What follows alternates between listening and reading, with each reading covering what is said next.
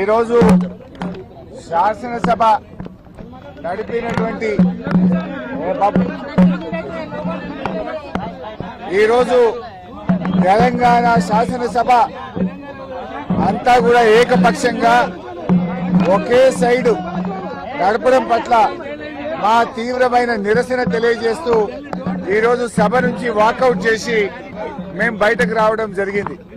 ముఖ్యంగా ఈ శాసనసభ నడుస్తున్న తీరు పూర్తిగా ప్రజాస్వామ్య విలువలకు తిలోదకమిస్తూ శాసనసభ నియమ నిబంధనలను ఉల్లంఘిస్తూ ఈ సభ నడుపుతా ఉన్నారు.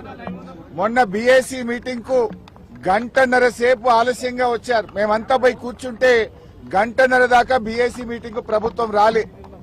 బీఏసీ మీటింగ్ లో తీసుకున్న నిర్ణయాలు వేరు, ఈ రోజు శాసనసభలో బీఏసీ నిర్ణయాలని చెప్పి పెట్టింది పూర్తిగా వేరుగా పెట్టారు. బీఏసీలో 7 రోజులు అసెంబ్లీ నడుపుతామని, తర్వాత మళ్లీ బీఏసీ పెట్టి ఎన్ని రోజులు జరపాలో నిర్ణయిస్తామని బీఏసీలో నిర్ణయం జరిగింది. కానీ ఇలా బీఏసీ ఎజెండా ఏం చెప్పిన సభలో ఏం పెట్టారు, ఎన్ని రోజులు జరపాలన్నది స్పీకర్ గారి నిర్ణయానికి వదిలేసినాము అని. అంటే బీఏసీలో తీసుకున్న నిర్ణయాలను కూడా తప్పుదో పట్టిస్తూ సభను తప్పుదో పట్టించారు. ఇక సభ నడిపే తీరైతే పూర్తి అధ్వాన్నంగా ఉంది. ప్రధాన ప్రతిపక్షానికి మాట్లాడే అవకాశమే ఇవ్వడం లేదు. మూసీ మీద చర్చ జరిగినప్పుడు మేము కొన్ని ప్రశ్నలు సంధించాం. ఏ ఒక్క ప్రశ్నకు ప్రభుత్వం సమాధానం ఇవ్వలేదు. ముఖ్యమంత్రి గారు వచ్చి అడ్డగోలుగా గంటన్నర సేపు ప్రశ్నోత్తరాల సమయంలో మాట్లాడారు. మీరు మూసీ మీద అంత చర్చించాలనుకుంటే షార్ట్ డిస్కషన్ పెట్టండి, ఇంకో రోజు డిస్కషన్ పెట్టండి, ఎంతసేపు అయినా మాట్లాడదాం. కానీ ఇలా 10 క్వశ్చన్లు ఉన్నాయి, క్వశ్చన్ అవర్ ఉంది, ఇది సభ్యుల హక్కు, ఇది ఎక్కడిది అంటే ఆయన నోటికి హద్దే లేదు. ముఖ్యమంత్రి గారు అసెంబ్లీని బూతులమయం చేశాడు.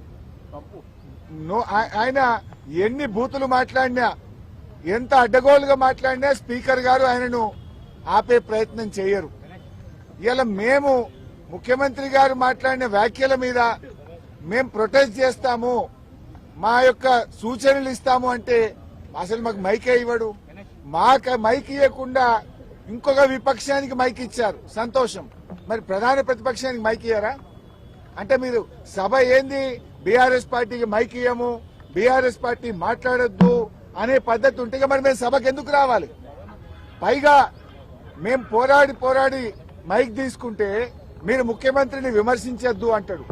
ఇది ఎక్కడి పద్ధతి? అంటే ఇలా రాహుల్ గాంధీ గారు పార్లమెంట్ లో ప్రధానమంత్రిని విమర్శిస్తలేరా? రాహుల్ గాంధీ గారు ప్రధానమంత్రి మీద మాట్లాడతలేరా? మరి మేము ముఖ్యమంత్రి మీద మాట్లాడకపోతే సభకు రావడం ఎందుకు? మేము ఏదైనా ప్రజా సమస్యలు, ప్రజల గురించి ప్రభుత్వాన్ని ప్రశ్నించడమే ప్రధాన ప్రతిపక్షం బాధ్యత. అసలు ముఖ్యమంత్రి గారు ఏం మాట్లాడండి? అలా మూసీ నది కంపు కంటే ముఖ్యమంత్రి గారి మాటల కంపు ఎక్కువైపోయి ఇలా మూసీ ప్రక్షాళన కంటే ముందు ముఖ్యమంత్రి గారి నోరు ప్రక్షాళన చేయాల్సిన అవసరం ఉంది. శాసనసభను ఆయన ఒక గాంధీ భవన్ గా, ఒక సిఎల్పి మీటింగ్ లాగా మార్చారు. శాసనసభలో ప్రతిపక్షాలు అడిగిన ప్రశ్నలకు ప్రభుత్వం సమాధానం చెప్తుందా? విపక్షాల మీద అదే సొల్లువాగుడు, బయట మాట్లాడిందే, గాంధీ భవన్ లో మాట్లాడిందో, సిఎల్పి మీటింగ్ లో మాట్లాడిందే, పబ్లిక్ మీటింగ్ లో మాట్లాడిన సొల్లువాగుడే అసెంబ్లీలో వాగుతారా? దీనికోసమైనా అసెంబ్లీ సమావేశాలు పెట్టింది. నేను సూటిగా అడిగిన, మూసీకి తెచ్చే నీళ్లు కాళేశ్వరంలోని మల్లన్న సాగర్ ప్రాజెక్టు నుంచే తెస్తున్నారా అని అడిగాను. సమాధానం లేదు. మూసీకి మేము వ్యతిరేకం కాదు, మూసీలో పేదల ఇండ్ల కూల్చివేతకు వ్యతిరేకం. ఆ పేదలకు 2013 చట్టం ప్రకారంగా డబ్బులు ఇచ్చారా? ఇస్తే వివరాలు చెప్పండి అని అడిగాం. ₹1 ఇయ్యలేదు. వాళ్ళ ఇండ్లు కూలగొట్టి కేసీఆర్ గారు కట్టించిన డబుల్ బెడ్రూమ్లు ఇచ్చి పంపించారు.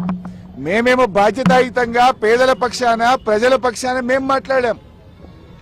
మేం మాట్లాడితే అడ్డగోలుగా ముఖ్యమంత్రి గారు మాట్లాడినరు. మూసీ ప్రక్షాళనకు నడుం బిగించిందే బీఆర్ఎస్. 32 ఎస్టీపీలు కట్టింది బీఆర్ఎస్. మరో 39 ఎస్టీపీలు కట్టడానికి అమృత్ ప్రాజెక్ట్ లో ప్రతిపాదనలు పంపిందే బీఆర్ఎస్. వాటి గురించి మేము మాట్లాడినాం. కానీ రేవంత్ రెడ్డి గారు ఎంతసేపు ఎదుటి వాళ్ళ మీద బాడీ షేమింగ్, నువ్వు పొడుగెక్కున్నావు, నువ్వు అద్దాలు పెట్టుకున్నావు, ఏం చిల్లర మాటలు, నువ్వు ముఖ్యమంత్రివా ఏమన్నా స్ట్రీట్ రౌడీవా? స్ట్రీట్ రౌడీలు కూడా నీకంటే మంచిగా మాట్లాడతారు. ఆ? నువ్వు ఆ కేసీఆర్ గారి మీద పదే పదే చావు భాష కోరుకుంటావా? తెలంగాణ తెచ్చిన నాయకుడు, ప్రధాన ప్రతిపక్ష నాయకుడు, 10 ఏళ్లు ముఖ్యమంత్రిగా చేసిన కేసీఆర్ గారిని పట్టుకొని అడ్డగోలు మాటలు మాట్లాడతావు. నువ్వు ఒక తెలంగాణ ద్రోహివి, నువ్వు ఒక నీళ్ల ద్రోహివి. నువ్వు కేసీఆర్ గారి పట్ల అటువంటి భాష మాట్లాడడం చాలా తీవ్రంగా మేము ఖండిస్తా ఉన్నాం. రాహుల్ గాంధీ గారు పొద్దున్న లేస్తే రాజ్యాంగం చేతిలో పట్టుకొని తిరుగుతాడు.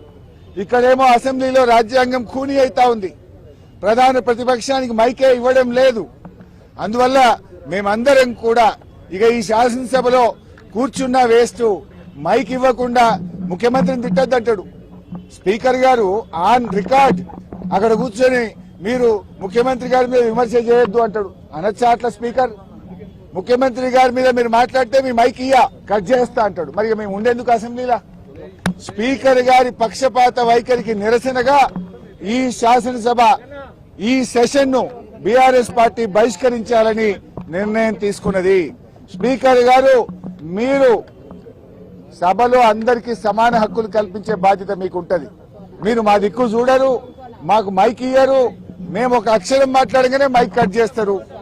అంటే ముఖ్యమంత్రి గారు గంటన్నర మాట్లాడితే ఏముండదా? సభలో అందరికీ సమాన హక్కులు ఉంటాయి. ఆయన నోటికి అడ్డు అదుపు లేకుండా చిల్లర మాటలు వ్యంగ్యంగా అడ్డగోలుగా రేవంత్ రెడ్డి మాట్లాడితే నువ్వు ఆపే ప్రయత్నం చేయవు.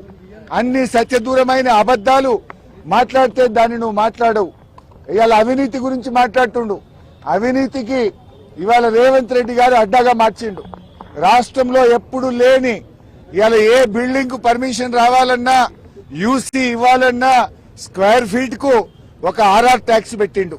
ఆర్ఆర్ ట్యాక్స్ పెట్టింది నువ్వు కాదా? హైదరాబాద్ లో ఏ బిల్డర్ని అడిగినా బిల్డరు చెప్తారు కదా, యూసీకి ఎంత తీసుకున్నావు, లేదా బిల్డింగ్ పర్మిషన్ కి ఎంత తీసుకున్నావు, ఫైనాన్స్ లో బిల్లులు రావాలంటే 30% కమిషన్, ల్యాండ్ కన్వర్షన్ కావాలంటే 30% కమిషన్.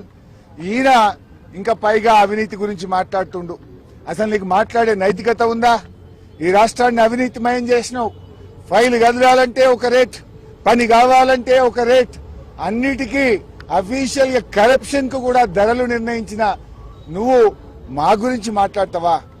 ఇవాళ ఈ ప్రభుత్వం యొక్క తీరును, శాసనసభ నడుస్తున్నటువంటి తీరు, స్పీకర్ గారి వ్యవహార శైలి ఇవాళ చాలా దారుణంగా ప్రజాస్వామ్య విలువలు పడిపోయే విధంగా ఉన్నాయి. మా గొంతు నొక్కుతా ఉన్నారు, మాకు మైకు ఇవ్వడం లేదు. సభలో ఏకపక్షంగా నడుపుతున్నటువంటి తీరుకు నిరసనగా, ఈ ప్రభుత్వానికి వైఖరికి, స్పీకర్ గారి వైఖరికి నిరసనగా ఈ శాసనసభ సమావేశాలను బీఆర్ఎస్ పార్టీ బైకాట్ చేస్తుంది.